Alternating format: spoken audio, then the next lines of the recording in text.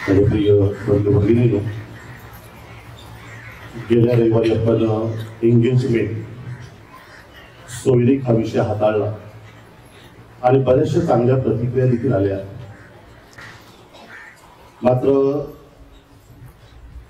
जे आता पेरत आहोत ना, ते निदान प्रत्येक घरात आणि मनात रुजावं या अपेक्षेनं ही जी पासाची प्रवचनं जी आहेत माहिती देण्यासाठी नाही, to make people aware, to make people aware हा जागृतीचा भाग आहे.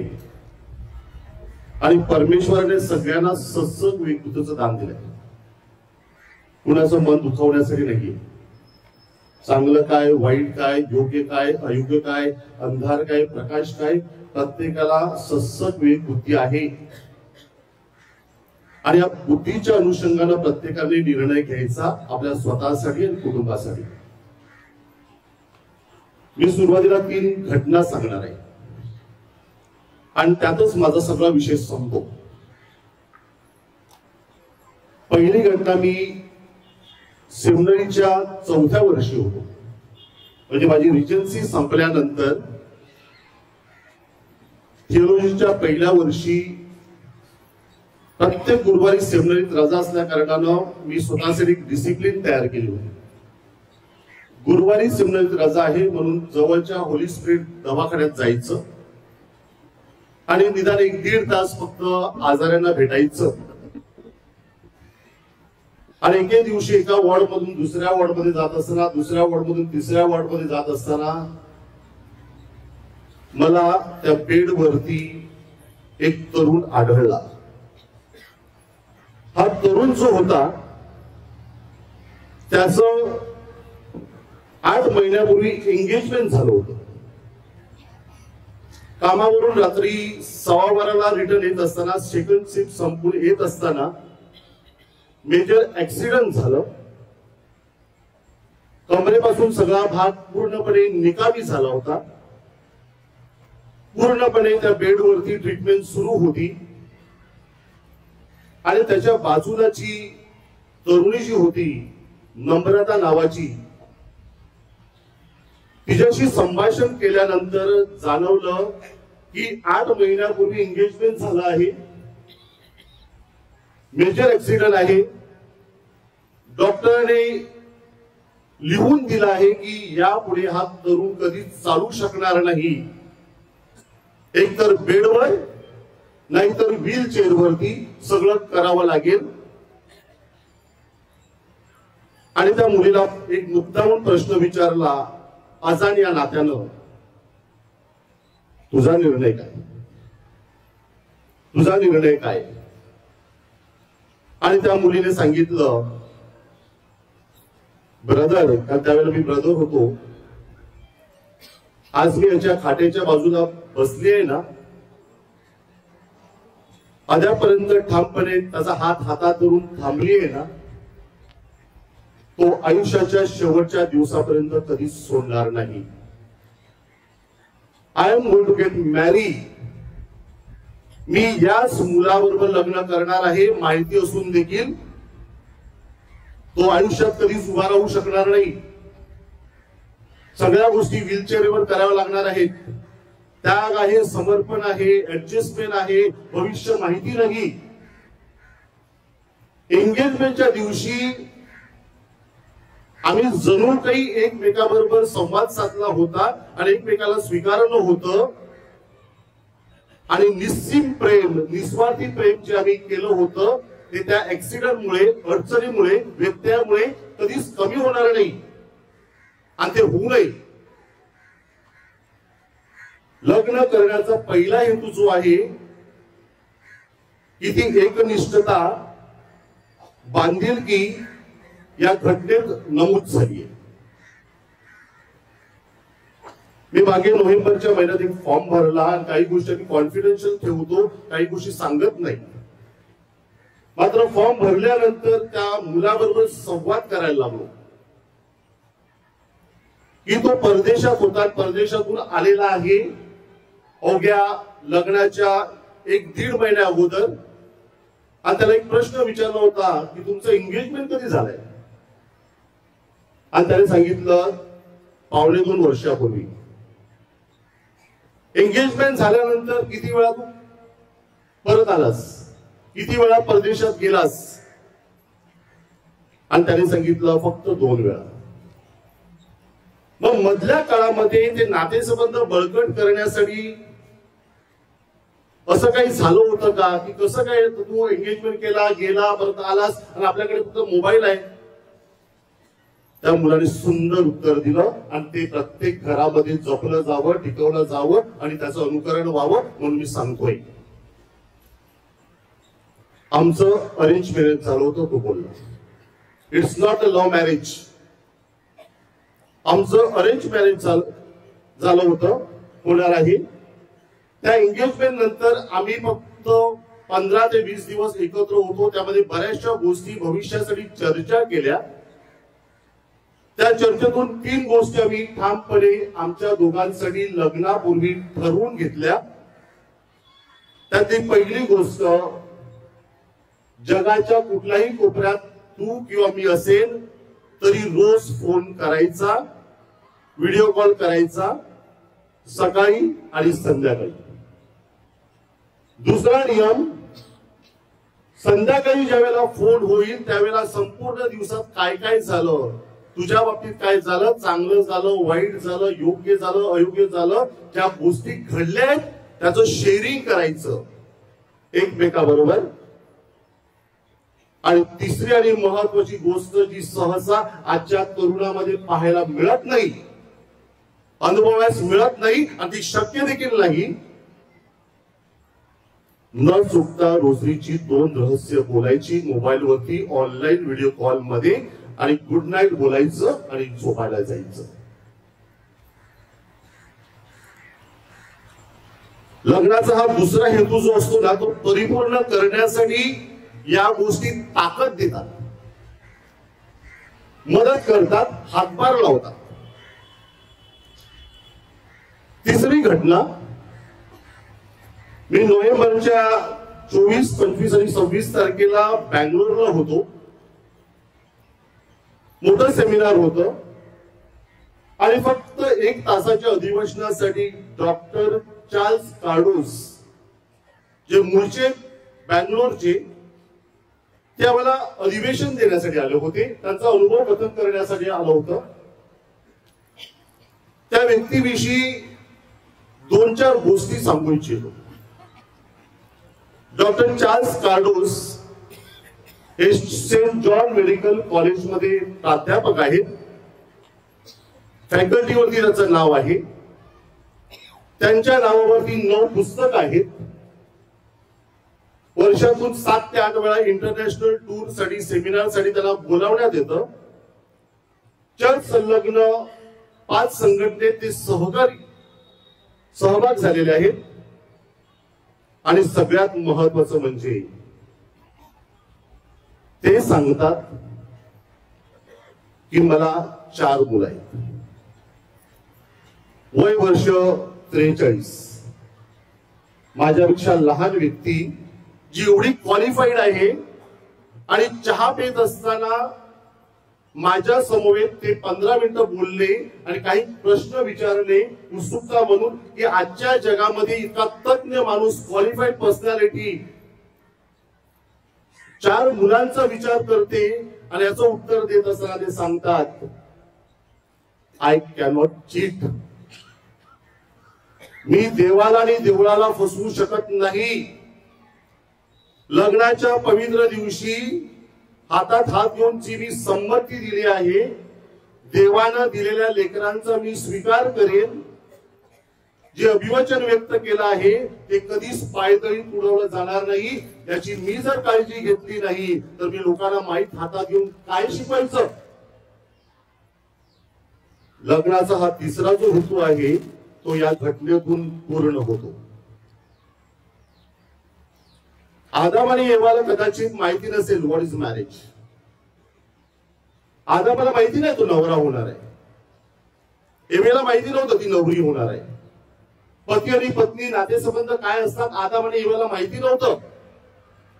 आणि तरी देखील परमेश्वराच्या कृपेनं जो आशीर्वादित केलेला हा जो कृपेचा संस्कार जो आहे, जो परमेश्वरानं आशीर्वादित केला आहे, त्यामध्ये कृपा ओतली आहे, त्यात ते दोघे विलीन होतात.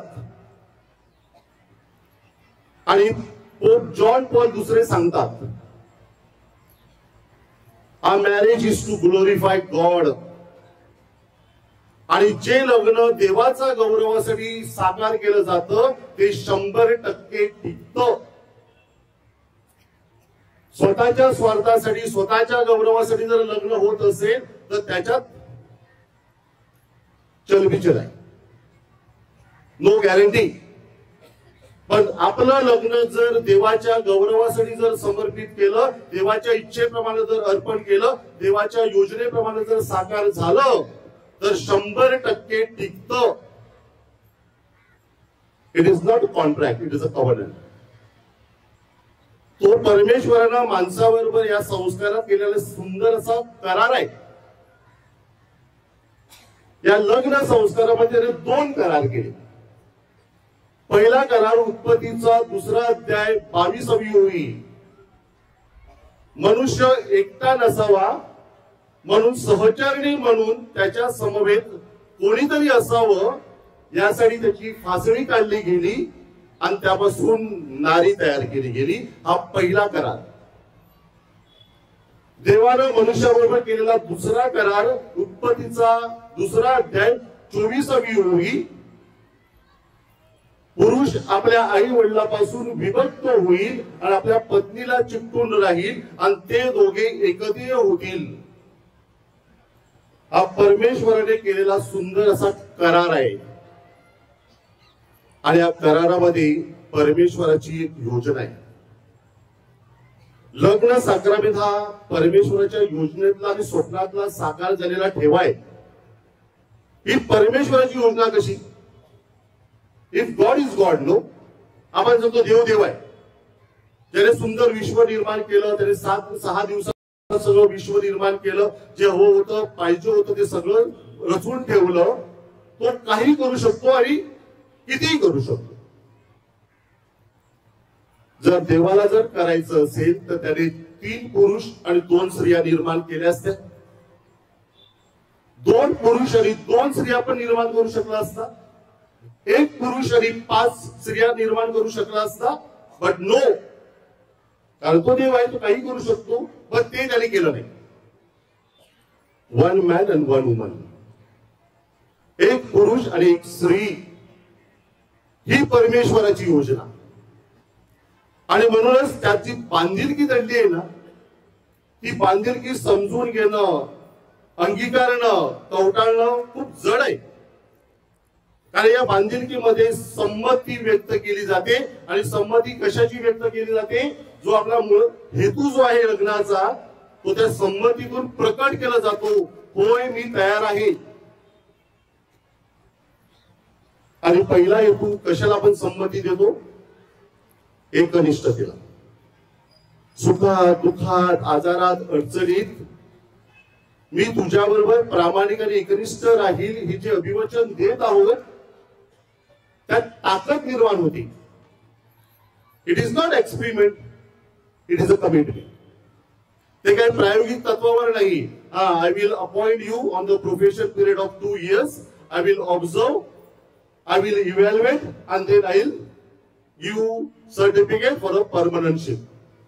नो, जी संमती दिली जाते टोटली, फुल्ली आणि कम्प्लिटली जीवनाच्या शेवटच्या श्वासापर्यंत दिली जाते, ती जपली पाहिजे. दुसरा मुख्य हेतू जो असतो मुलांना जन्म देण्याचा. लग्नाच्या पवित्र दिवशी तिथे एक सुंदर विधान आहे. देवानं दिलेल्या लेकरांचा मी स्वीकार करेन. Children, not the child. तिथे मुळात शब्द चिल्ड्रन आहे, अनेक वचन आहे, मोर दॅन 1 आहे. आणि जर त्या वेदी समोर हातात घेऊन जर मी ठरवत असेल की मी 1 पेक्षा अधिक मुलांना जन्म देईन, हे देवाच्या साक्षीनं, ख्रिस्त सभेच्या साक्षीनं मी प्रकट करत असेल, आय कॅनॉट चीट. फक्त एकच मुलगा बस झाला, कोणी करायचं या मानसिकतेत मी राहू शकत नाही. आणि तिसरी महत्वाची गोष्ट, ख्रिस्ती श्रद्धेमध्ये त्यांचं संगोपन करणं. मी नेहमी एक शब्द वापरतो, मूल वाईट नाही, मूळ वाईट आहे. मूल नाही वाईट, मूळ वाईट आहे. कधी कधी प्रश्न पडतो की निदान 5-6 वर्षानंतर संडे स्कूल टिकेल का? 8-10 वर्षानंतर देवळामध्ये युवा संघटनेची मीटिंग आहे हे घोषित करण्याची वेळ येईल का? बाळ येशू जेव्हा 12 वर्षाचा असताना मंदिरात हरवला ना, तेव्हा संत लूक सांगतो ती आई बेचैन झाली होती. ती आई बेचैन झाली होती. बाळ सापडल्यानंतर तिचे शब्द आहे, बाळ आमच्याशी तू असा का वागलास? बाळ आमच्याशी तू असा का वागलास? माझं बाळ देवळात येत नाही, मी बेचैन झालोय का? माझा मुलगा माझी मुलगी धुळीकरणाच्या क्लास अटेंड करत नाही, मी अस्ताव्यस्त झालोय का? आमच्या घरातली आमच्या गावातली मुलं देवळाची पायरी चढत नाहीत आणि उतरत नाहीत, आम्ही अस्ताव्यस्त झालो आहोत का? आमच्या घरातलं बाळ संडे स्कूलला मुकलं आहे, मी बेचैन झाली आहे का? आणि प्रत्येक घरामध्ये, प्रत्येक मनामध्ये आणि प्रत्येक कुटुंबात हा प्रश्न विचारला पाहिजे, ज्या दिवशी आपलं बाळ संडे स्कूलला जात नाही, देवळात येत नाही, धर्म शिक्षण घेत नाही, धुळीकरणाच्या क्लास अटेंड करत नाही, बाळ आमच्याशी तू असा का वागतोस? हा प्रश्न विचारण्याची धमक पाहिजे, हिंमत पाहिजे. कधी कधी प्रश्न पडतो, सोन्याची अंगठी महत्वाची की अंगठी ज्या बॉक्स मध्ये पेटीत ठेवली जाते ती महत्वाची? ही सोन्याची अंगठी ज्या हातामध्ये, ज्या बोटामध्ये ज्या व्यक्तीसाठी साकार व्हायची आहे, नेमून ठरविल्या ती व्यक्ती महत्वाची? सोन्याची अंगठी महत्वाची की तो बॉक्स महत्वाचा, की ज्या बोटामध्ये जाणार आहे ते बोट किंवा तो हात, ती व्यक्ती महत्वाची? या प्रश्नामध्ये सगळं उत्तर सामावलं आहे. सोयरीक झाल्यानंतर पहिली गोष्ट नाव नोंदणी असते. शिबिर कधी आहे, काय काय प्रोसिजर करायची आहे, काय प्रक्रिया आहे, डेट ठरवायची आहे. पहिल्यांदा मम्मी आणि डॅडी धावत येतात.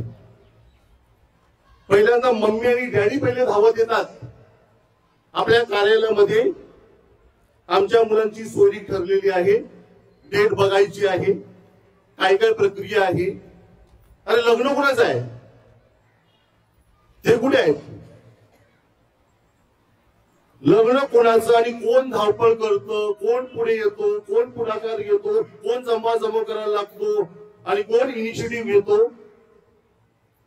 ज्यांचं लग्न आहे ते कुठे आहेत? जवळजवळ 90% या प्रकरणामध्ये आई वडील पुढाकार घेतात आणि देवळापर्यंत येतात. शिबिर कधी आहे, फॉर्म कसा भरायचा, केंद्रातलं शिबिर कधी आहे, आपल्या पॅरिश मध्ये काय प्रोसिजर आहे, मुलगा दुसऱ्या पॅरिशचा आहे, काय करायला लागेल? पहिली गोष्ट एक करा, सोयरीक झाल्यानंतर त्या दोघांना सांगा की बाबा रे कुठल्या तरी फादरांबरोबर, प्रमुख धर्मगुरूबरोबर निदान अर्धा तास अपॉइंटमेंट घ्या आणि कळवा, इंट्रोड्यूस युअर सेल्फ. फादर, मी अमुक गावातला मुलगा आहे, अमुक ठिकाणी कामाला जातो, ही माझी फियन्सी आहे, आमचा तर नुकताच एंगेजमेंट झालेला आहे, प्लीज गाईड अस, आम्हाला मार्गदर्शन करा, how to go about it. मुलांना निदान अर्धा तास यायला प्रवृत्त करा. आणि त्या दिवसापासून एक शर्यत सुरुवात होती. कुठली शर्यत? एका ट्रॅक वरती साक्रामेंट आहे आणि दुसऱ्या ट्रॅक वरती सोहळा आहे. मग कदाचित 1.5 वर्षाचा स्पॅन असेल, 2 वर्षाचा स्पॅन असेल, 1 वर्षाचा स्पॅन असेल. ती धावपट्टी किती लांब आहे ते अवलंबून नाहीये, तो किती प्रमाणात धावतोय, कसा धावतोय ते महत्वाचं आहे. आणि या स्पर्धेत सोहळा जिंकतो. या स्पर्धेत सोहळा पुढे जातो. I will prove it. मी पुराव्यानिशी सांगतोय. साक्रामेंट जो धावायला लागलाय, प्रवास करायला लागलाय, त्याच्यासाठी देवळातली 3 तासाची 3 शिबिरं, 9 तास केंद्रातलं 1.5 दिवसाचं सेमिनार, 1.5 दिवस 12 तास पकडा. लग्नाचा फॉर्म भरण्यासाठी 1-1.5 तास आणि ऍक्च्युअल लग्नाच्या दिवशी आणि त्याच्या सरावासाठी कुंसारासाठी टोटल 2.5 तास पकडा. हा सगळा कार्यकाळ जो तयारीसाठी लागतो तो फक्त 30 ते 35 तासाचा असतो. या व्यतिरिक्त तुम्हाला कोणी बोलवत असेल, कशासाठी बोलवत असेल, प्लीज टेल मी. आणि मग दुसऱ्या ट्रॅक वरती सोहळा आहे. मंडपाला कोण, त्याच्याबरोबर मीटिंग, किती वेळ किती वेळा माहिती नाही. बँड कोणाचा, त्याच्याबरोबर मीटिंग, 2 दिवस 3 दिवस 4 दिवसाचा बँड माहिती नाही. मग डेकोरेटर्स, कॅटरर्स, शॉपिंग. आणि मला नाही वाटत की लग्नाची शॉपिंग 3 दिवसात संपते. आणि हा स्पॅन जो आहे तो साक्रामेंताला मागे टाकतो आणि खूप पुढे जातो. दिवस तास आपण मोजू शकत नाही. कोण जिंकलं? साक्रामेंट जिंकला की सोहळा जिंकला. फॉर्म भरण्याची वेळ येते, शिबिराची वेळ येते, फॉर्मेशनची वेळ येते आणि सहज कानावरती शब्द पडतात, फादर कंपल्सरी आहे का? फादर किती दिवसाचा आहे? फादर किती तासाचा आहे? फादर जास्त वेळ तर लागणार नाही ना? ती दुसऱ्या मॅरेजची आहे, तिला पण बोलवायची गरज आहे का? फादर आई वडील कंपल्सरी आहेत ना? ते दुसऱ्या मॅरेजचे आहेत, त्यांनी पण येणं आवश्यक आहे का? फादर बराच वेळ तर घेणार नाहीत ना? थोडक्यात आटोपता येईल का बघा ना. आणि मनात प्रश्न येतो, तुम्ही गुरुवार घ्यायचा, तुम्ही शुक्रवार घ्यायचा, तुम्ही शनिवार घ्यायचा, तुम्ही रविवार घ्यायचा आणि तुम्ही सोमवार पण घ्यायचा आणि तुम्ही आटोपता घ्यायचं नाही आणि फादरने आटोपता घ्यायचं. फादरने आटोपता घ्यायचं. कोणी जर मला विचारलं होतं, फादर आपली सभा का लावली नाही? सभा लावण्यासाठी मला 1 दिवस तरी द्या ना मध्ये. गुरुवारी म्युझिक आणि डान्सची प्रॅक्टिस, शुक्रवारी मेहंदी, पाणीपुरी, भेळपुरी, शेवपुरी, फ्राईड राईस, शनिवारी प्री रिसेप्शन, रविवारी ऍक्च्युअल वेडिंग आणि सोमवार तर बोलूच नका. आणि मंगळवार आवरावर मीटिंग घ्यायच्या तरी कधी?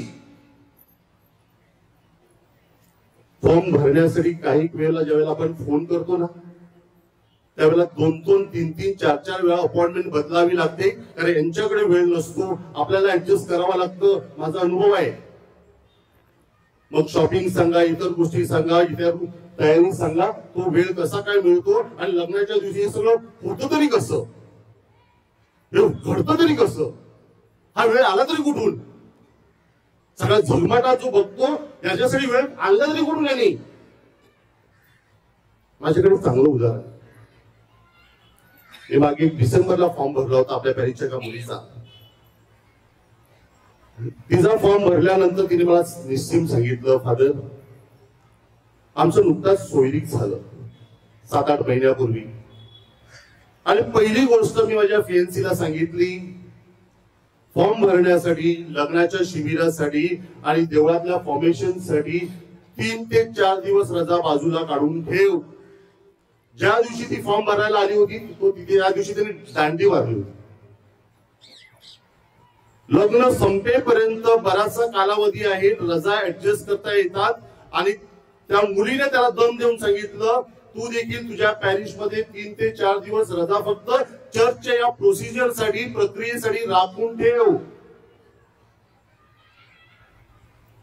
आज मी दांडी मारून आली फादर. आणि मला आनंद आहे की माझ्यासाठी जे महत्वाचं आहे ते मी करते. I really appreciated that girl. तिचं लग्न जानेवारीत आपल्या देवळात झालं. ते होणं गरजेचं आहे. एक कपल आलो आणि ते कपल माझ्याकडे शाळेच्या ऑफिस मध्ये आलं आणि सांगते, फादर घरातून भरपूर दबाव येतोय.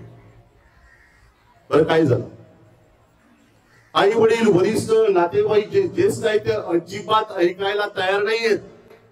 अजिबात ऐकायला तयार नाहीयेत. तर काय झालं?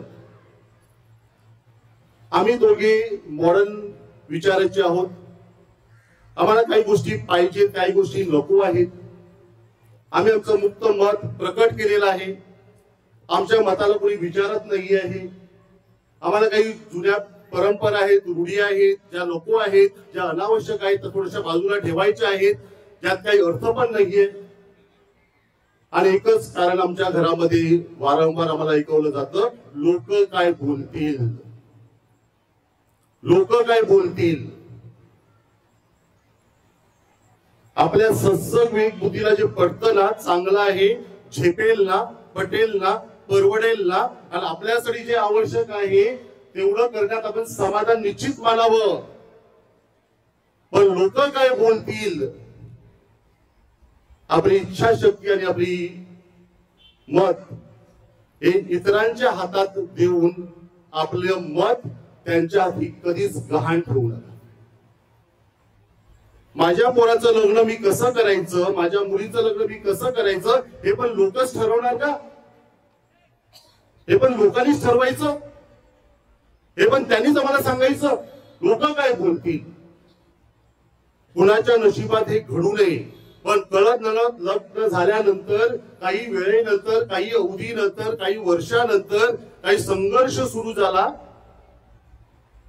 मतामध्ये, विचारामध्ये, जीवनामध्ये, आणि ते लग्न जर मोडण्याची वेळ आली आणि अशा वेळेला I cannot gate along with you, माझं तुझं जमत नाहीये, आता पटणार नाहीये, आता मी राहणार नाहीये, आता होऊ शकत नाहीये, मला इथे थांबायचंच नाहीये, आणि अशा वेळेला आपण कोर्टात धाव मारतो. तेव्हा पण प्रश्न विचारायचा, आणि तेव्हा तो प्रश्न स्वतःला विचारायचा, लोक काय बोलतील. मी जर आता लग्न तोडायला लागलो तर लोक काय बोलतील, तेव्हा विचार येत नाहीये. आणि लोक काय बोलतील, त्यांचे प्रश्न काय, वडे वाटले नाही तर लोक काय बोलतील, मेहंदीचा कार्यक्रम केला नाही तर लोक काय बोलतील, 3 दिवस बँड केला नाही तर लोक काय बोलतील. एक कॉमन सेन्स आहे. मी किंवा तुम्ही जर कुणाच्या घरी गेला असाल ना, जेवायला, चहा पाण्याला, विजिटला किंवा सदिच्छा भेटला, मी त्या घरामध्ये पाहुणा आहे, त्याने मला आमंत्रण दिलंय, तिथे मी पाहुणा म्हणूनच वावरलं पाहिजे.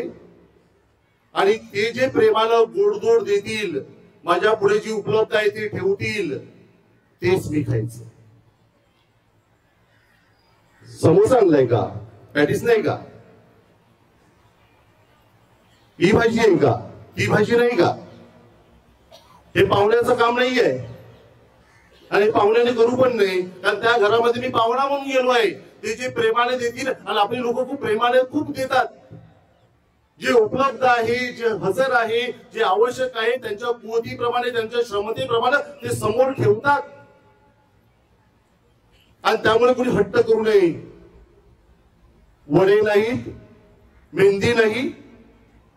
एका सेवक नेत्याने मला सांगितलं, फादर आमच्या गावात एक लग्न झालं, त्याने मेहंदीचा कार्यक्रम ठेवला नाही. 4 लोकांनी बोलून दाखवलं, तुमच्या गावातील लोक कंजूस आहेत, त्याने मेहंदीचा कार्यक्रम केला नाही. लोक काय बोलतील, लोक हे बोलतील. आणि ते वडे बिडे ना, it's enough is enough. Scientific सांगू, सायंटिफिक. पूर्वी काय खायला प्यायला काही नव्हतं ना. घरामध्ये उडदाची डाळ होती, घरातलं भात होतं, सगळं होतं. आजच्या जगामध्ये 3000 रोट्या करायला कुणाला वेळ आहे? सगळं भाड्यालाच आणतात ना. एका रोटीची किंमत 16 रुपये, 18 रुपये, आणि घासामध्ये 21 रुपये. मी अभ्यास करून आलोय. सर्वसाधारण वय वर्ष 40 ते 50 वयोगटातील एका व्यक्तीला जीवन जगण्यासाठी आणि शरीरामध्ये फक्त 28 मिली तेल लागतं दिवसाला. तेवढंच तेल आवश्यक आहे. एका वड्यामध्ये 32 ते 34 मिली तेल असते. वडा हा एक असा प्रकार आहे, एका वेळेला तुम्ही एकच खाऊ शकता. 2 खाला तर दुपारी जेवायचं नाही किंवा संध्याकाळी जेवायचं नाही. तिसरी गोष्ट, वडा हा प्रकार फ्रीज मध्ये ठेवायचाच नसतो, कारण त्याच्यात मुळात तेल भरलेलं असतं. ते तेल सगळं त्या बर्फातून बाहेर येतं, फ्रोझन होतं, क्रिएट्स अ प्रॉब्लेम. आणि चौथी गोष्ट, एकाच वेळेला 7-8 ठिकाणून जे वडे येतात फ्रीज मध्ये डंप केले जातात आणि घराची बाई साफसफाईला येते, स्वयंपाकाला येते, कपडे धुवायला येते, जे आपण खाणार नाही ते तिला वाटायचे आणि नाहीतर दारा देणाऱ्या कुत्र्याला द्यायचे. ही उदाहरणं आहेत आपली, ही आपली उदाहरणं आहेत. आणि मी तर असं सांगेल की तुम्ही काय वाटू नका असं नाही सांगत. एक ऍपलच्या हिंमत असेल तर 4-4 केळी द्या ना, त्याच खर्चात त्याच अमाऊंट मध्ये काहीतरी नवीन सुरू करूया ना. जे शरीराला मुळात हानिकारक आहे, मी कोणाच्या विरोधात नाही, जे ऑर्डर वगैरे घेतात त्यांच्या, परंतु जे चाण आहे, जे पटतं, जे वाटतं ते बोलतो. या तयारीच्या व्यापामध्ये सगळ्यात फोकस कोण आहे? सोन्याची अंगठी, ती अंगठी ठेवणारी ती डबी, की ज्या व्यक्तीच्या हातात परिधान करायचे ती व्यक्ती. कधी कधी त्या फ्लावर्स आले ना, फ्लावर गर्ल्स, वय वर्ष अडीच वर्षाच्या पोरीला तो फ्लावर ड्रेसचा झगमटा ड्रेस घातला आहे. तिला माहिती नाही ती कुठे चालली, कशाला चालली, काय माहिती नाही. आज 10 जणी एकाच कलरच्या आल्यात uniform. Focus is bright room, bright. नवरा आणि नवरी फोकस ठेवा. त्यांचे कपडे बघितले, त्यांचे डिझाईन बघितले, त्यांचा पॅटर्न बघितलं, त्यांची फॅशन बघितली. That is not our culture. 2 वेळेला मी विचारलं हे कशासाठी? Western theme. दुसऱ्या गटाला विचारलं हे कशासाठी? Western theme. काल काय खाल्लं? वालाची भाजी. आज काय खाल्लं? वालाची भाजी. उद्या काय खायचं? वालाची भाजी. आणि कपडे कुठले? Western theme. एक प्रश्न विचारू, आतापर्यंत जेवढी लग्न झाली, फ्लावर गर्ल्स आल्या असतील, ड्यू टू रिस्पेक्ट, हे जे कपडे त्यांनी शिवले आहेत ते परत कधी घालणार आहेत? कुठल्या समारंभाला वापरणार आहेत? कुठे परत असे ते वापर होईल असं कधी झालंय? तुम्ही मला सांगा. One day show, one day fun day. हे कपडे आहेत कुठे काम करून ठेवलेत? शाळेच्या अॅन्युअल डेला द्या, आम्ही मॉडिफाय करू आणि अॅन्युअल डेचा कार्यक्रम करू. I am telling you. देव आशीर्वाद देईल, कारण आपण परत वापरणार नाही.